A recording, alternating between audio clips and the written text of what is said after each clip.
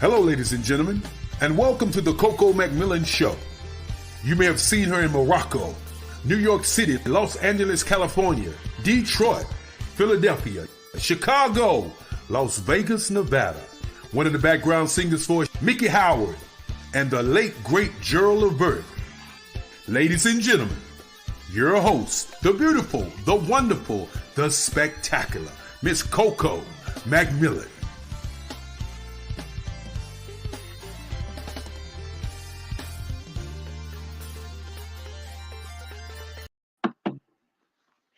Good evening, everyone, and welcome to the Coco McMillan Show. I'm so excited to be with you today. I hope you are the same. Please go ahead and text somebody, let them know that you're going to spend the next hour with Coco. We have an extraordinary show set up for you today. The Coco McMillan Show.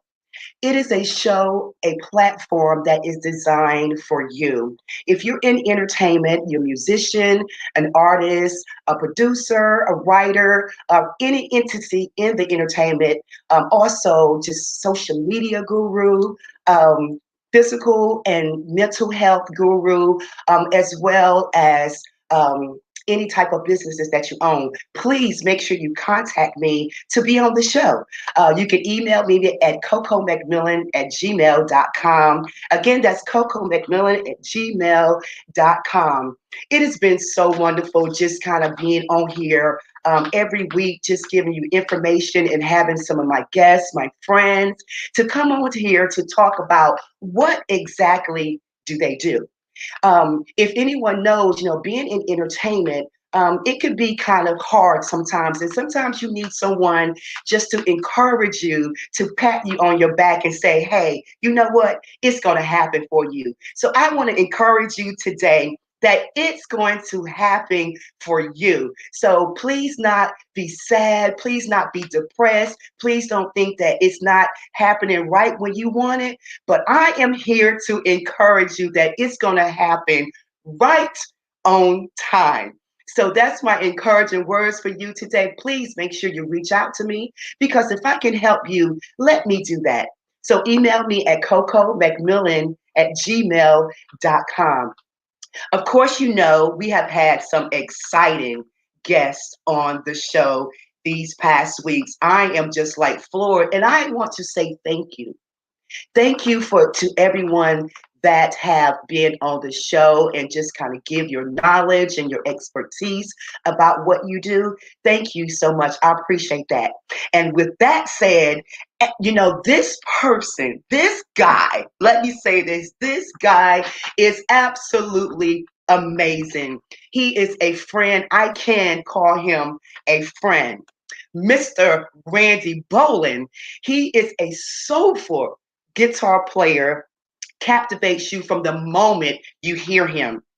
That magnificent musician, songwriter, and producer is one of the most sought out musician and guitarist throughout the music industry. He is consistently called upon to do his signature style on countless R&B, jazz, pop, and also recording sessions. Randy has worked for various of artists like John Legend, Jill Scott, the late Gerald Levert, Pieces of a Dream, The Roots, Kim, the legendary Smokey Robinson, Al Green, the OJs, and many, many more. He has performed on television programs such as Love and Happiness, the Obama Celebration, yes, the ABC boy band, The Tonight Show, Sunday's Best with Kurt Franklin, the Soul Train Awards, the BET Awards, the NAACP Image Awards, the 2018 Academy Awards. I can go on and on and on, but I want him to come on today and talk about him. Let's bring on my friend, Mr. Randy Bolin. Hey, Coco. Hi, Randy. How are you? How are you? So wonderful. Thank you so much for inviting me to be a guest on your show. This is an honor, so I appreciate it. See, y'all have to understand, Randy is like the bomb, the best. And for him to say that, I'm so honored. Thank you. Thank you. And thank you for coming to be a part of the show. And, we got so much to talk about. And as I was reading your bio here, I started to tear up because I'm like, wow, you've done so much, Randy. And throughout all of this, you're still Randy. That's what I love about it, just by knowing you, working with you for so many years with Gerald, you're still Randy. So talk to me, Randy. Tell me, I know about you and what I have just said, but come and tell me a little bit about some of the work that you've done, how you got started in the music business, Randy. Wow. I could fire. I would probably say my introduction to the professional side of the business was through Pieces of a Dream, which is Okay. a Philadelphia-based group discovered by Grover Washington Jr. Jazz group at the time, but they were starting to become more identifiable for also R&B. Okay. So because they were doing that, they decided they wanted to add a guitar player. They were just a jazz trio originally. I think I was like 20 or something like that. Wow. And just let me see. Short story is I did this USO tour for 3 weeks. On my way home, I found out I got a call to come audition for them. Okay. 5 guys on the list to get for the audition. Talked to the manager as soon as I got home. He said, well, you're the first to call me back, so you could be the first to audition. I don't want to promise you the gig because, there's 4 other guys too, but we'll give you the first shot. Right. Can you come on Monday? So came to their rehearsal spot, which was in Mount Airy, Philadelphia. And I was living in North Philly, so it's quite a vast difference. North Philly and Mount Airy. Went there, and we clicked right away. It's like we kind of got into a jam, and I think I was probably closer in age to them as than the other people that were supposed to audition. Okay. Okay. So after the first audition and rehearsal, they said, "We don't even need to rehearse anybody else. You got the gig." Wow. So that's that. It was like overnight. That's how it started, and I went from doing practically not much traveling or anything like that to traveling the world like literally overnight. So that was like the genesis of my professional career. From there, I wound up. I still had a band on the side. Uh-huh. A lot of my high school and neighborhood band friends. Okay. We had a group, and we were still rehearsing, whenever I would come home and stuff like that. Mm-hmm, And mm-hmm. through some of my relationships and traveling, I was able to get my band a record deal with. Okay. With Okay. the name of the band was Mission. Okay. We had 7 guys in the group, and like I said, these are all my friends. So Right. that was the big difference in playing with Pieces of a Dream, and that established me as a songwriter. Oh, okay. Songwriting for the group, and so that was a big difference for me, kind of catapulting myself into a different area of the professional side of the business. So that was the beginning, and it's a lot a lot after. So we got time, Brandy. We got time. But that's how I got my start professionally. I guess we can talk about how I started playing guitar too in another sector. Right, right. Yeah. So Randy, so tell me, when you were young, did you know? I mean, did you know that was something that you wanted to do like professionally and just kind of just kept going for it? I did. I started pretending that I could play guitar around 6 years old. A guitar for my 7th year birthday, and it took me about a year to learn how to play. once I Okay.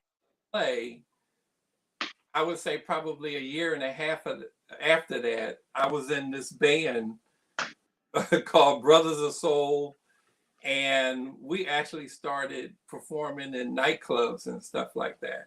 Wow. Just about approaching 10 years old, and I was playing in that, doing cabarets and block Uh-huh. nightclubs and things like that. So I knew that's what I wanted to do. It was just a matter of, Matter of time. an exposure, but that was always something that I went at.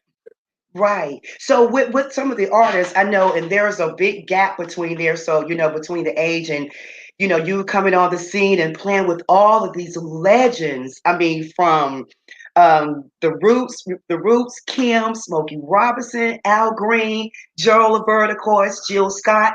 Talk to us about, and let me just say this, Randy, it's so many musicians that look up to you.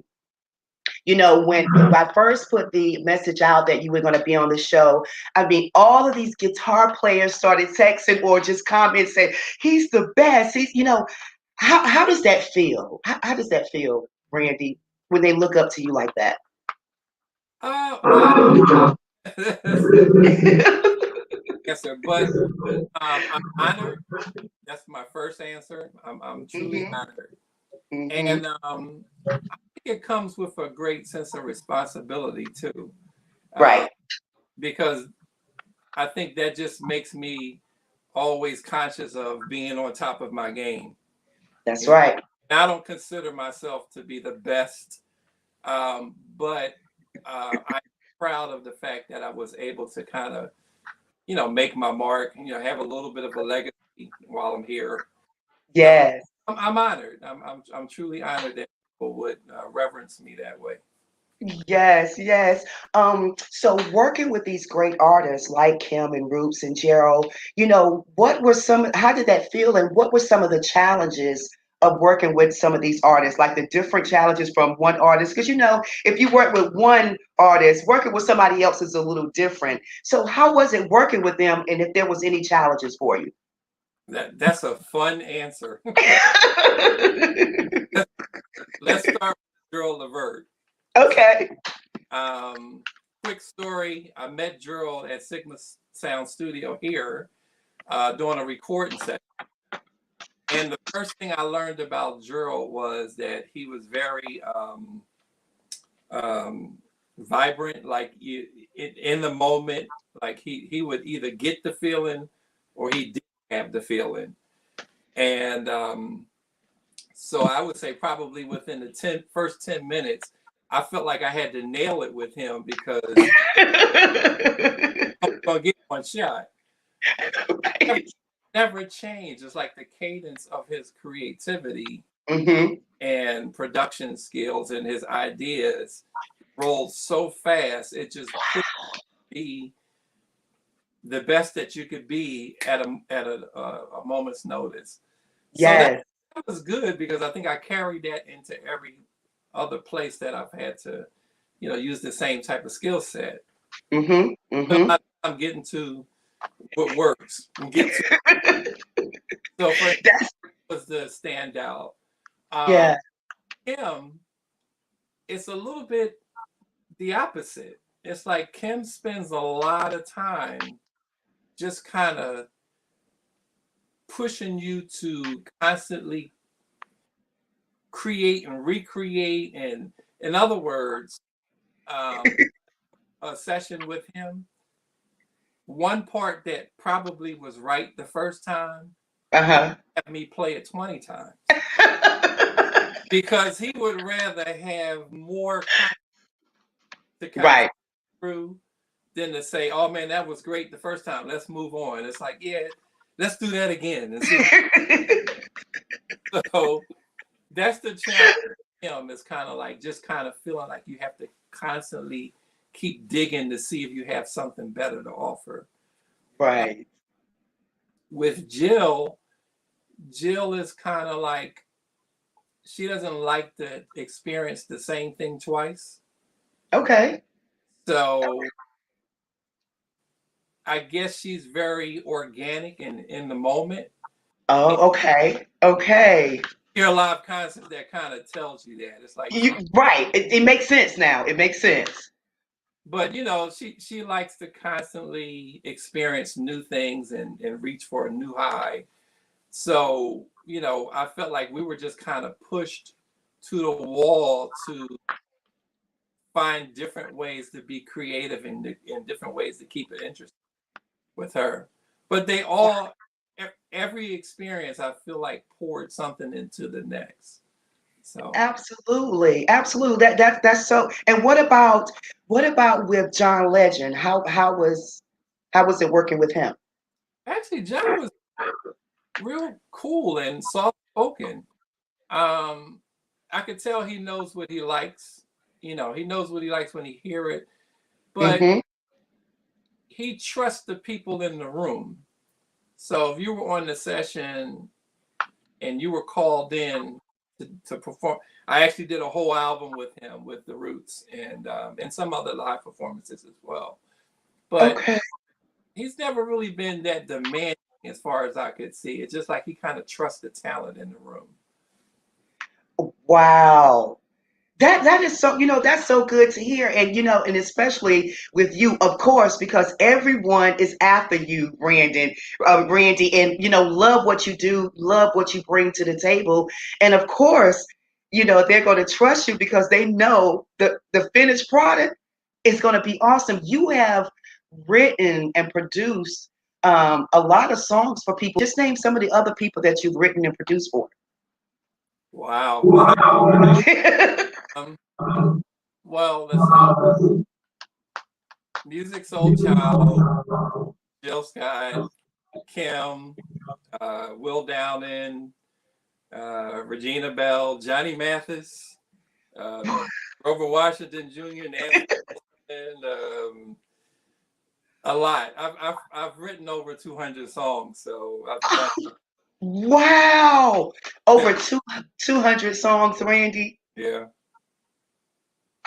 So when you're writing for these artists, do they kind of tell you what they want you to, write about, or do you kind of think about, okay, this is Gerald. I know what he likes. I know what I'm writing. What do you do or think it of when you're writing for them? The situation is a little different. If I started off myself, it's much the way you just mentioned it.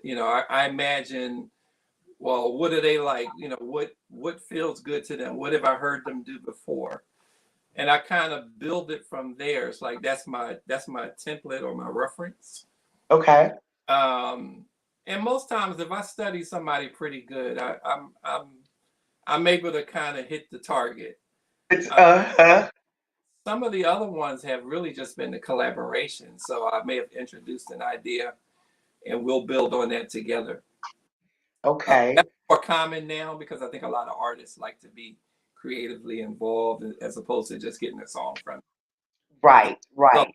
my things will start either direction. They may give me an idea or I present an idea to them.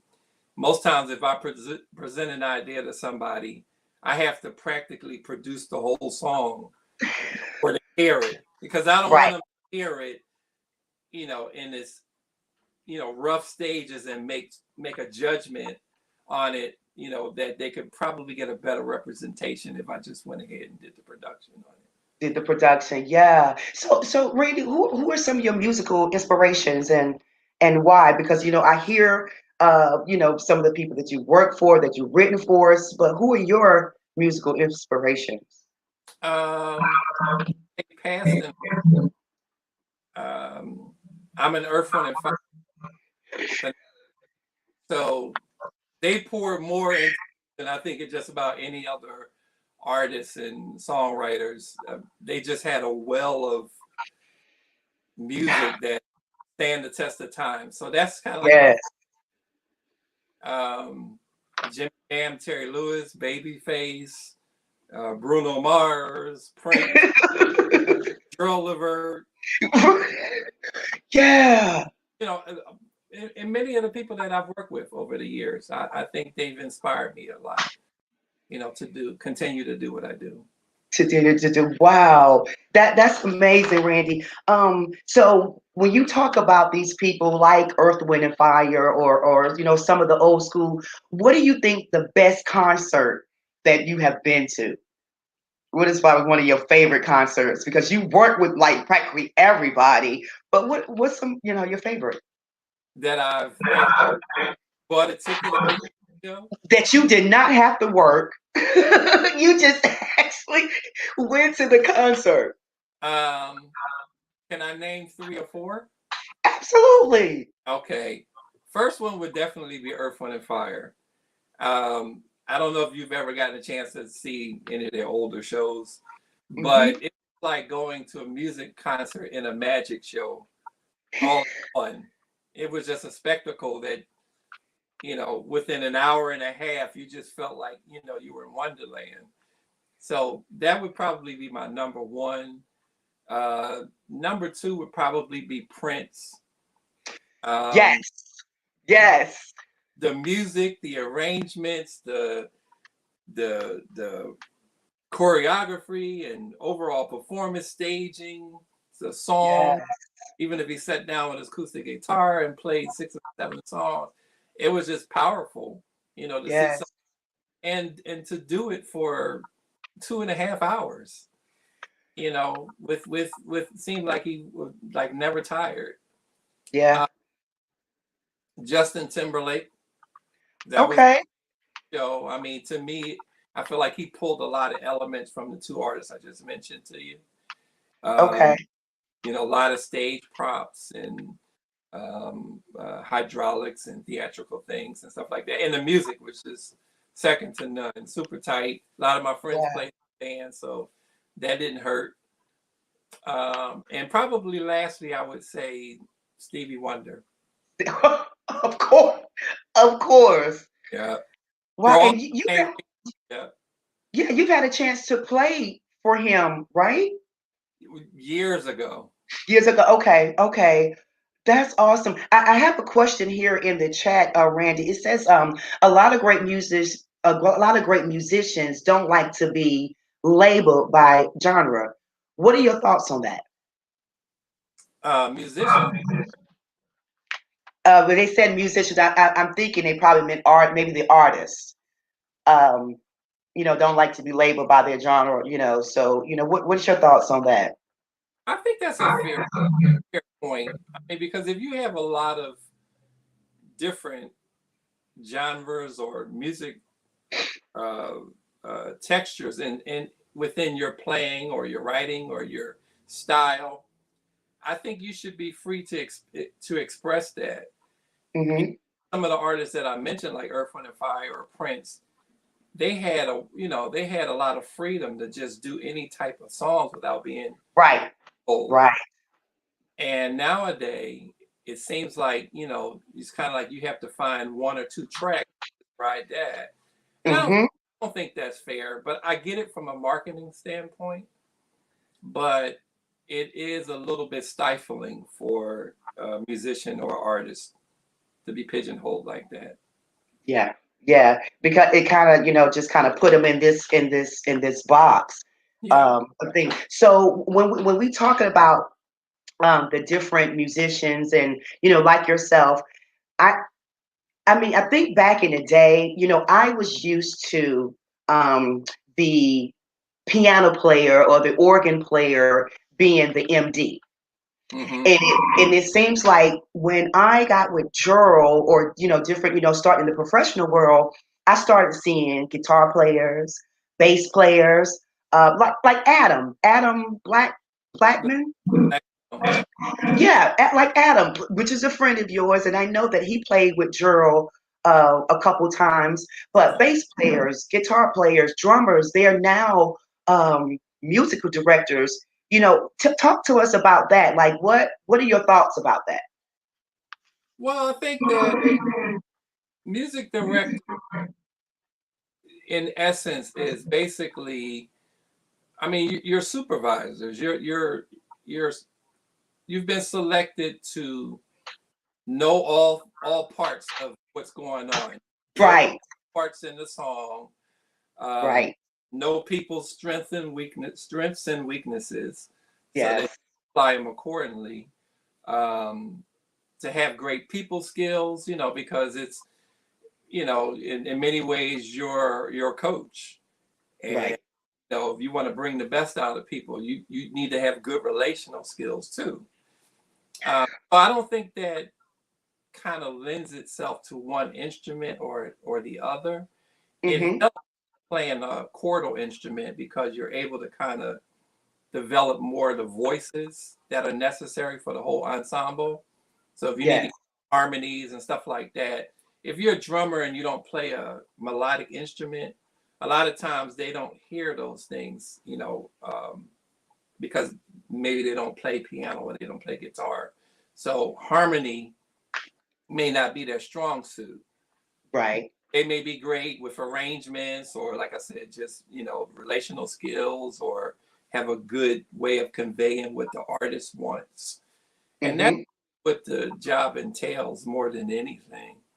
And if you know the music, I always tell anybody, whatever gig you take, just know the music. That's important. Whatever your job is, whether it's music director or, you know, bandmate or whatever, know the music. Listen, let me say something about that. So, do you remember when you came to Raleigh, um, and you got me the tickets to the show? You were with, I think, Kim. Yep. It was the Frankie Beverly, and the show was awesome. Kim threw down, I mean, y'all sound good. What I didn't know is that just like what we talked about, you had to play somebody else's part because they wasn't there. Keyboard How was player. that? We didn't have a keyboard. His flight didn't take it time. So, Kim was like nervous backstage and like, man, what should we do? Should I cancel this, or should we do a unplugged thing or whatever? And I told the music director, I said, tell Kim, don't worry about it. I know the songs. And I'm a chordal instrument, so I can fill that void. And it was funny when you didn't know. I was like, yeah, we have a keyboard player. So it Right. was a little. But that, and for people that, because it's kind of breaking up a little bit, but for those that didn't hear, he was saying that the keyboard player wasn't there, so he had to play, the keyboard parts and his part. And so, Randy, when you say that, that's why it's so important to know your music, know the music, Right. because what if you didn't know the keyboard part? Right. Yeah. Very, very, very. If you're a guitar player, my personal feelings, you should be able to play whatever those songs are with the singer or the artist, even if they're instrumental artist. You should be able to do that singularly with them, Right, because they're both chordal instruments. And right. there have been cases where the artists have looked to the guitar players to do that, and the only thing they know is the guitar part. So that's a that's Yeah. that's not a good spot to be in. Right. And that's the same for singers, like background singers, we know our background part, but do we know the lead part? What if something was to happen to the artist, there we have to step in. So it's always good to know the overall everything, Yeah, if you can, because I think nowadays people just kind of get in where they fit in and just learn that part yeah. and don't worry. When I And they don't worry about anything else. And I think that's one of the things that I enjoyed so much, working with you and working with Gerald. And when we talked about Adam, talk to us a little bit about Adam, because I think you did some work with him. Is that with the Obama celebration? Was that with Adam? well, funny thing, half of the stuff you mentioned, I've done with Adam. I Just a quick pan of all of that. Adam was the person who hired me to play with Jill Scott. But he didn't stay long after that. He went on a tour with Kanye, so he turned his music director position over to me. which was weird because I was the only one in the group that hadn't had much tenure with her. Everybody Wow. here for a while. I think maybe Little John playing drums came in around the same time as well. But no, matter of fact, he wasn't there when I first started with them. That was Spanky. But I think when I started MD and John was there. So I did that with him. We did a lot of records together. I did all the BET award stuff with him. I mean, he's the reason he hired me. Wow. Obama thing, the Academy Awards, which that was because we recorded the soundtrack for the movie The Greatest Showman. Yes. Yes. Nominated for an Oscar, so that's why we did that together. But Yay! That deserves a clap right there. Woo! So yeah, he's been a big part of my music career and history. Wow, that's amazing because I remember him. That I think you brought him in to play for Gerald a couple times, correct? Yeah. And small world, right? And who would have known? You see how it just kind of turned around, and he was always like yourself, humble, kind of quiet, laid back, And but you knew your stuff, and when it was time to work, it's time to work. So that I appreciate that, and so you have to tell me. And one thing, Yes. do you remember that he did that gig? We were in Bermuda, I think. He did that gig with no rehearsal. With no rehearsal. No rehearsal. Randy, Hilton. that's right. That's right. He did. Yeah. And we had a great show. Everything was awesome. Now that's talent. So that means, what did he do before he got there, Randy? He did his homework and learned his music. People, do your homework. It is so important. You do not want to, and I just got to throw this in. You don't want to show up late. You don't want to show up and not knowing the music and not prepared. My pastor always tell me, always be prepared for the opportunity. When the opportunity comes, instead of the opportunity coming and you're not prepared. I like to that. It's going out. Say it again, Randy. No, I'll add one thing to what you just said. Yes. Is that cool? Yes. I got called to do a gig with Aretha Franklin. Okay.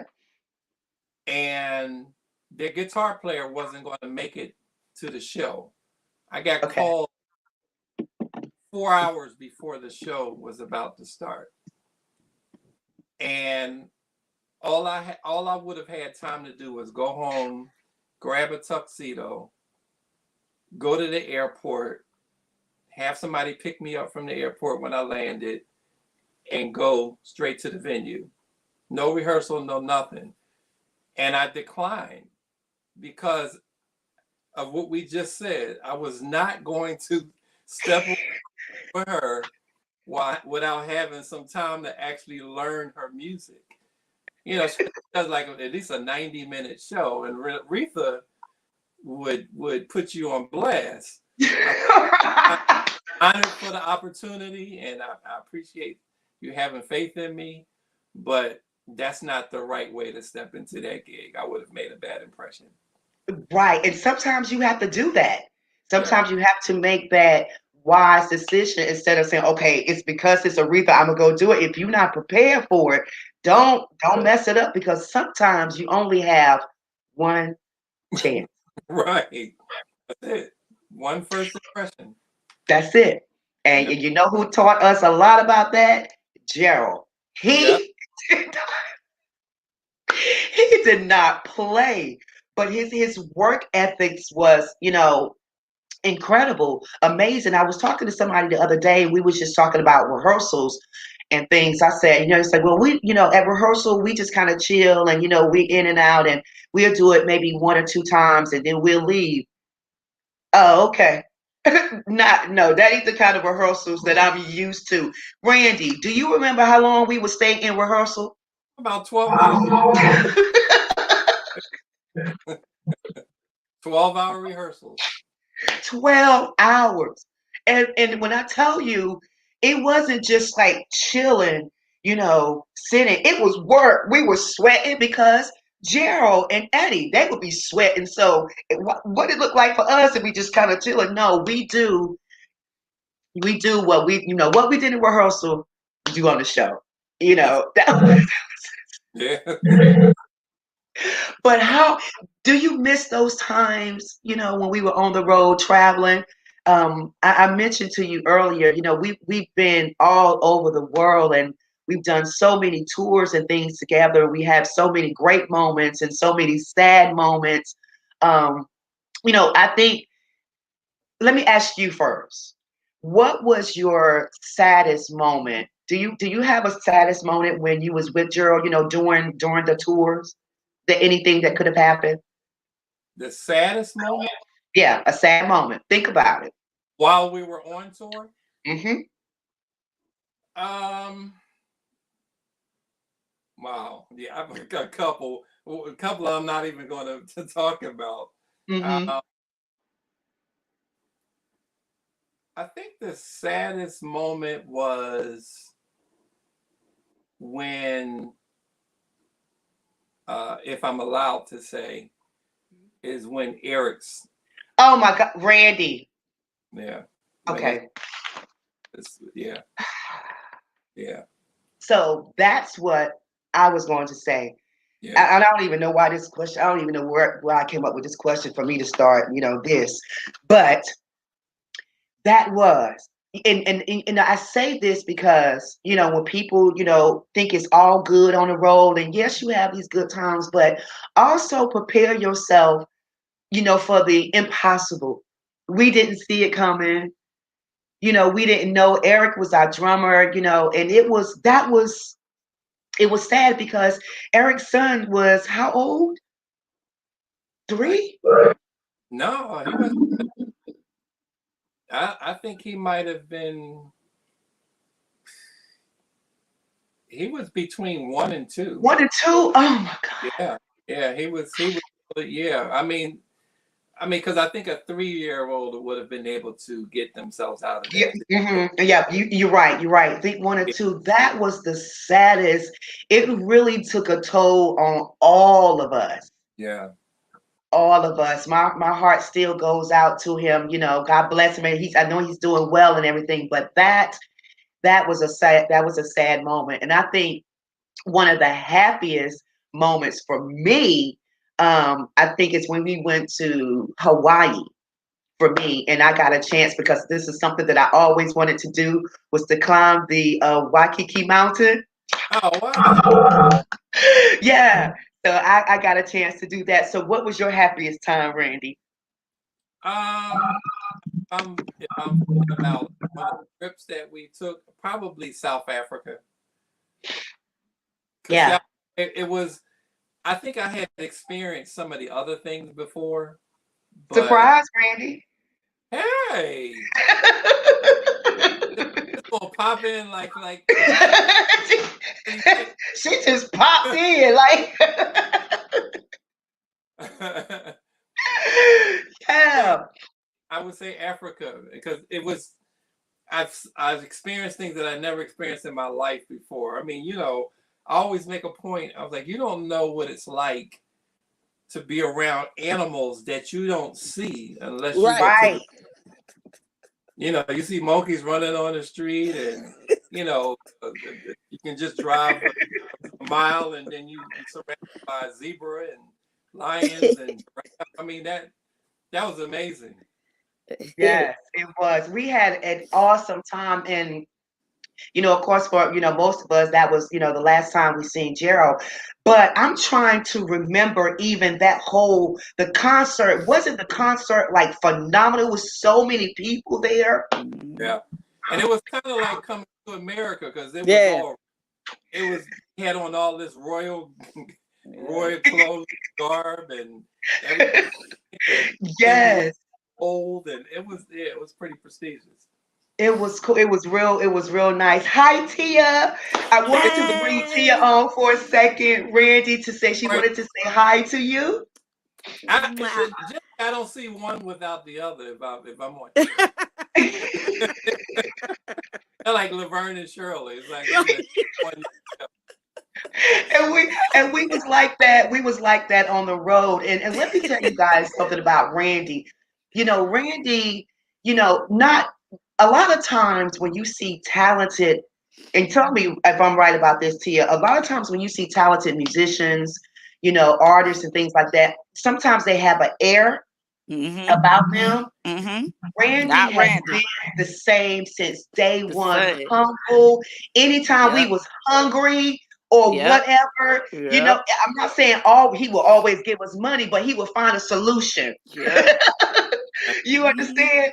He would find a Yep. solution, and he was never, even when we were wrong and flat and sharp and just didn't know the words or didn't come in on time, he still He was had a still. way of telling us. Yep. And you don't get that a lot, Randy. Now, people just kind of like, but I just wanted to say, like, you've always been the same, and I'm so thankful that God has given you Yes. that spirit of humbleness, because you've done Yes. so much. You Yes, didn't you have to be have. on this show with me, Randy. You understand? So I just want to continue to encourage you to continue to be yourself. Yep. Let your light shine, because as I said earlier, Eric Bryce, I'm sure you know him, the guitar player that played for Commission. Yeah. We got Mark Green that played for Luther Barnes. We got JP. All of these extraordinary guitar players I know, they was like, Randy Bowling, oh my God, And so that makes me feel so good, because to know that, and you still so cool. Yep. Randy, you have not changed a bit. So humble. I think we humble. all remain the same. Right. And with that said, Randy, what kind of advice, and it was a question that came up, what kind of advice would you give to musicians breaking into the music business? Well, I think humility goes a long way. Yeah. And I generally like to kind of share this with everybody. I've come to understand the value of relationships. Relationships, not to put it in that context, but it is sort of like currency. If you Right. want to open doors, or you want opportunities, or sometimes you just need support, I think it's good to have great relationships that actually lend themselves to other opportunities. Right. That's probably foundational. I'm a guy who's God first, so I would That's encourage right. the same thing. Have your spiritual foundation. And as far as the music part of it, the skill set part of it, always give your best. Yeah. And I'll put that in an example. You may have situations where, if we have to put it in terms of money, you might have a situation where somebody may say, hey man, I can only pay you $100. And then another situation say, I can pay you $1,000. Don't do a different job because one is paying less or one is paying more. Do the same job. Give everything. Right. So I think that would be my advice to any situation that you go into. Give your absolute best, and I think people appreciate that. They will. And you, of course, Randy, you know what I love. You said that in the beginning about have a relationship with God. God is number one. Yeah. Because I think, that's the start of everything. You have to put your trust in him and let him kind of direct your paths. And it just, you're so gifted and blessed, because he did that for you at the age of 10. Once you started, playing, things just open up for you. And it's been on the move, on the rise ever since, Randy. Wow. Blessings. When you think about it. It's been a blur, but Yeah. Like you were um, saying, it kind of happened overnight. It's just like, wow. It is so amazing. So one other question I want to ask you, Randy, is, you ready? uh-oh. What is something, a hobby or some sort that you have that no one knows about? Something that you like doing, something, anything that most of your fans and, people don't know about. Um, if it's off um, the topic of music, which I think that might be what you're asking me, is that? I like to cook. Ooh. Yeah, Really? I've been getting into cooking a lot, and in fact, I'm getting to a point where we're kind of sharing the meals here. I cook half the week; she cooks half the week. Let me ask Stephanie about this. Are you sure you telling me the truth, Randy? Really? Listen, I'm gonna tell you because I was intimidated by. She's a great cook, and for me, it was just really about having the time to spend experimenting and taste testing and things like that.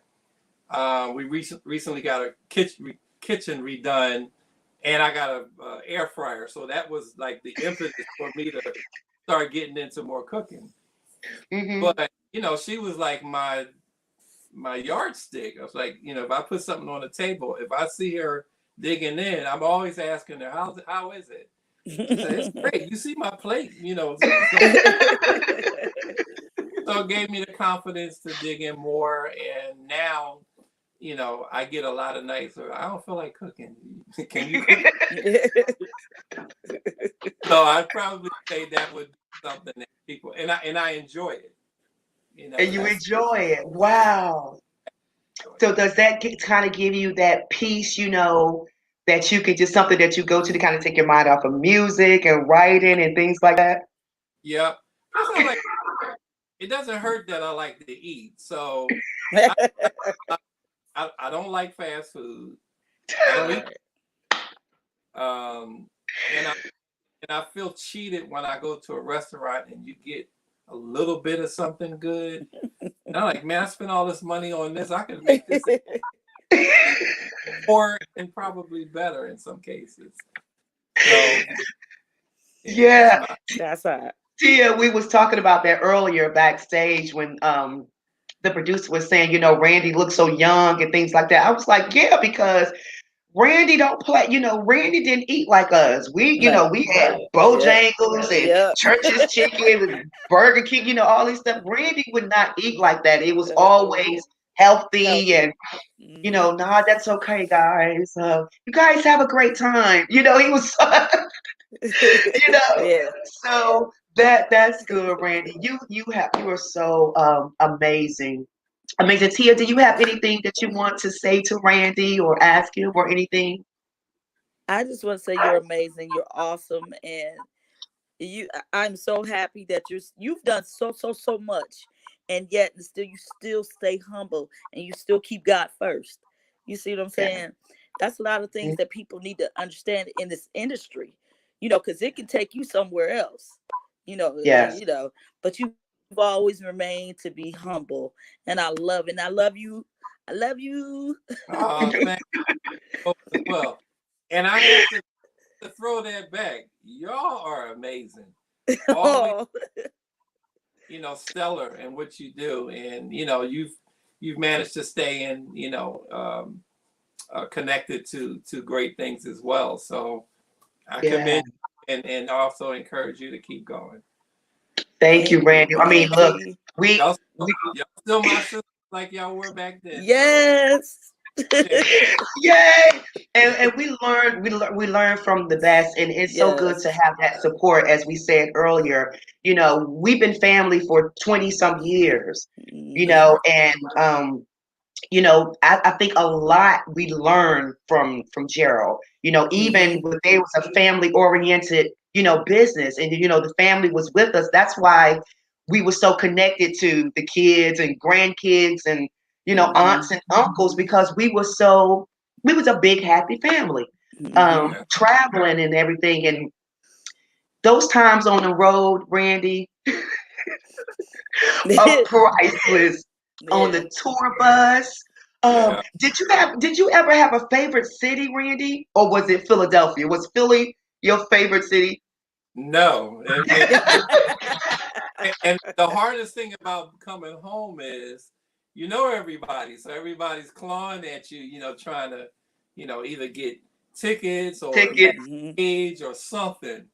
And Mhm. funny thing about it is my family didn't do that to me. It was always friends or something. Like my family would buy the tickets or be grateful if I extended, tickets to them. Mhm. Right. My favorite city was probably to perform with Gerald. Honestly, anywhere down south, Yep. Really? because the South. Let me tell you, Gerald was like Jesus, I mean, the things that the fans and women would do, it would be a complete experience than anywhere else. We look forward to we played Mississippi or North Carolina or Yeah. Memphis or any of those kind of places. I mean, I liked going to LA too, but it was typical that you would see some of the people come out, this Right. come Right. party and all of that. But the Right. South, y'all give it up in the South. Right. Right. And look, and then we'll try to feed you. Um, Oh man. Yes. I think some of my favorite too, was the South, of course.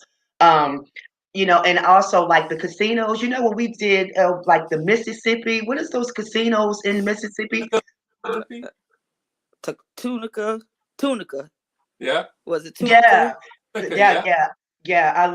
I love doing that. But like when we would go to New York and Detroit, of course, staying at the Athenaeum with Fish Bones. Is it Fish Bones? Fish Bones Detroit. in Detroit. Yeah. But those places like Detroit, New York, LA, it was a challenge. Yeah. Yeah. You Because know, everybody was really, really watching you real hard.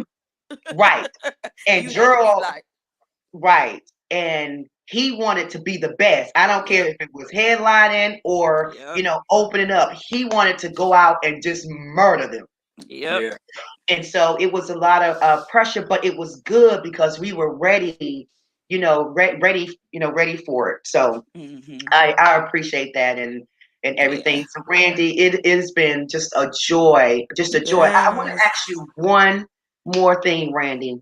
Yeah. Um, in the industry, now that, I know that we had, going through the pandemic, we had to be, closed in. And like you said earlier, I think it was last week that you enjoyed, being home doing music. You had time to be home. But how do you see yourself in the next year? Are you still going to be working from home a lot, or are you going to get back out to traveling? Um, I believe it will be both because technically I'm still a part of the ensemble of the artists that I've been working with over the past 10 years. Okay. Uh, we have some dates and stuff on the books. But honestly, I'm trying to move more into doing more songwriting and more production. And I've been Okay. doing stuff for television and film and stuff like that. So I'm Yeah. trying to go area more. Um, it's just I won't say it's new for me, but maybe it's new for me to have that to be Right. the greater opportunity than the live thing because I've done the live thing for years. Mm-hmm. Mm-hmm. Like that's always going to be there, but some of these other things, it's like I really kind of want to seize the moment. Right. Oh, wow. Hmm. It was something you just did that kind of made me think about Obama. So when you met Obama, did they say, you kind of look like him? So when you met him, did you have a chance to meet him when you was on there on the show doing the celebration? First of all, it's funny you said that because I've heard that a few times, and Stephanie teases me that way about that. Yeah. You walk And like him. You walk we're like him both too. Leos too, so that don't hurt. Right. And Um, Yeah. like Tia said, you walk like him You too. walk Your like him. mannerism. Yeah. I actually met him before then. I met him when he first started campaigning. Before Okay. he got elected to be president the first time.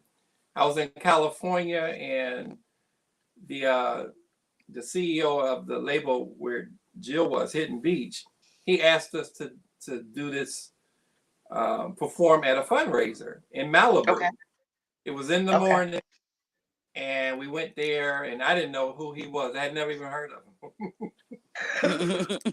And, he came walking in. They brought him to the kitchen of this guy's house and everything, and he walked down on the lawn. And it was something about his speech. I was like, I turned to the gentleman from the label, and I said, I think he can actually be president. He said, "He really?" He said, "I don't know about that, but he is good." I said, Wow. I'm gonna take a picture with Wow. him just in case. Right. So I took a picture with him. I think I took a picture with Eddie Murphy that day too. And lo and Wow. behold, he became the He became president. So president. we had a chance to have a little, not long because there was a lot of people there, a lot of stuff going on, but we did have a chance to talk with him. And I actually, from the stage, I did something stupid because I could have got shot, but I pointed at him and just kind of like saying, "Hey, what's up?" And he pointed back at me and winked. Could have shot me for that. My goodness. He's a cool dude, man. You'd be surprised. He seemed Wow. like it. He see, yeah. Someone asking in the chat, they says, well, do you play basketball like him as well? I do. It's been a long time since I've been able to play basketball, one of my favorite sports. But nah, I don't get to play probably as much as he does these days. Wow. I have one more question in the chat for you, Randy. Uh-huh. It says sometimes musicians and music organizers are caught up in the moment that they miss the things that fans see. Can you think of a case where fans have told you about something you did or something that surprised you? Most of the time. I mean, that's kind of honest because their perspective is different. They're watching you do something that,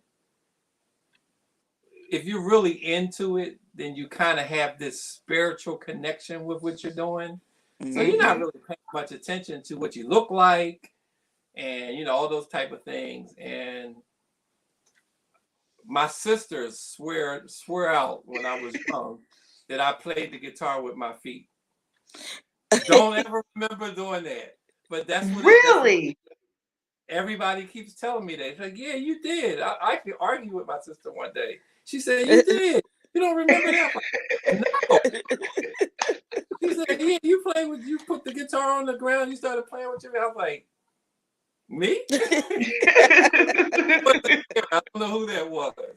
So that's just an example of maybe some experiences where the fans saw you do something that Yeah. you were in the moment, you didn't see yourself. You were just feeling it, I guess. Yes. Oh my God. This have been so amazing, Randy. Thank you so much.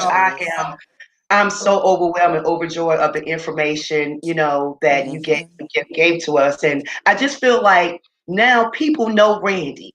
Right. They know Randy because you shared so much knowledge and with us. And I appreciate you, Randy. Thank you so much. You guys have to check out Randy. You can reach him on Facebook as well as Instagram. You will see it running there. On Instagram is Randy Be Me. I love that. Randy Be Me. And on Facebook, you can check him out. You said this next year, you're gonna be doing some writing and everything. I am hoping in front we'll be able to do something with you, Randy. If you have a song or something for us, we would That'd love be that. great. We love you. And That would, thank that you would be my so honor. much for Bye, everything. Randy. Love you. Mwah. Thank you so much, Randy. We'll talk soon. God bless you. Let heaven smile on you. Yes. Keep doing the things that you're doing. Thank you so much. Everyone, thank you for joining the show. Make sure you share it with your friends and your family. It's been awesome. Randy Boland, one of the top guitar player that I know in history. So please make sure you check him out. Thank you for watching the show. I want to leave you with this thought today: to be encouraged. Know that the best is yet to come. Don't give up on your dreams. Just like you heard Randy tonight say that he started when he was 10. Even if you have some challenges along the way, God has already set the journey and the path for you. Walk in your destiny. Don't give up, because God has not given up on you. I love you. God bless you. And we will see you on next Thursday.